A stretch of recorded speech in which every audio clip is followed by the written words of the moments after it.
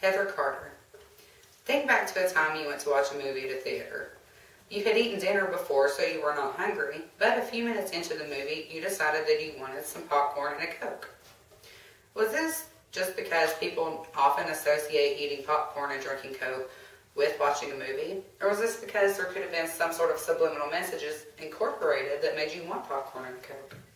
I'm sure many of you have heard of the use of subliminal messages, but did you know they're often found in some of our favorite songs, movies, on a soda can, or even in a television commercial? Today I'm going to discuss what a subliminal message is, a little of the history in advertising, and how effective they may or may not be. First, let's talk about what a subliminal message is. According to the Merriam-Webster Dictionary published in 2012, the word subliminal is defined as existing or functioning below the threshold of consciousness. This means that consciously you do not see or hear them, but subconsciously you can. People do not realize when they've been exposed to a subliminal message, but it's thought that when someone is exposed to a subliminal message, they will act in a way that they otherwise would not have acted. Subliminal messaging is often used in advertising. This can be done by an image flashed on the screen so fast that you don't consciously see or hear it, but your subconscious mind does. It can also be found in product logos, such as an image within an image.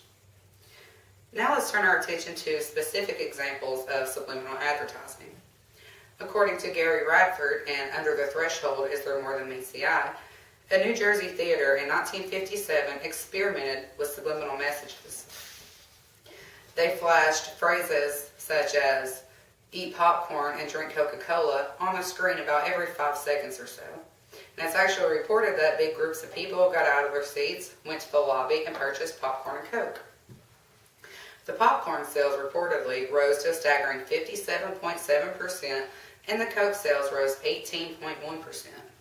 Was this merely a coincidence, or was it because of the subliminal messages? Also, in Under the Threshold, Is There More Than Meets the Eye?, Gary Radford discusses the movie The Exorcist. It's reported that the producers actually put an image as a subliminal message of a death mask that flashed throughout the movie that was supposed to increase feelings of fear, terror, and even sickness in the people watching it. Now you know what it is and how it can be used, but is it really effective? Many studies have been conducted on the effectiveness of subliminal messages in advertising.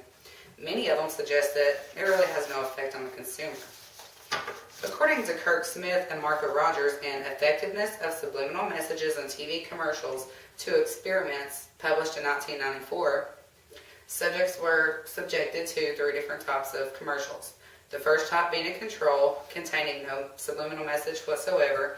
The second type being a commercial that contained detectable messages, which you could actually see or hear. And the third type being a commercial that contained undetectable messages, which you could not consciously see or hear.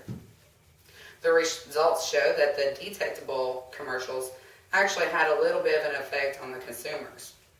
But the undetectable messages actually had no effect on the consumer at all. This study suggests that subliminal messages are not effective, but other people beg to differ. This has been an ongoing debate for decades, and I'm sure it will be for decades to come. Today we have discussed what a subliminal message is, some history on their use in advertising, and if they're really effective or not. Some advertisers and scientists claim that they do work, others claim that they don't work. Will any of us really ever know? Now think back to the theater. Do you think that you got up and bought your popcorn and Coke because you just wanted it, or was it because there was a subliminal message that urged you to do so? Thank you.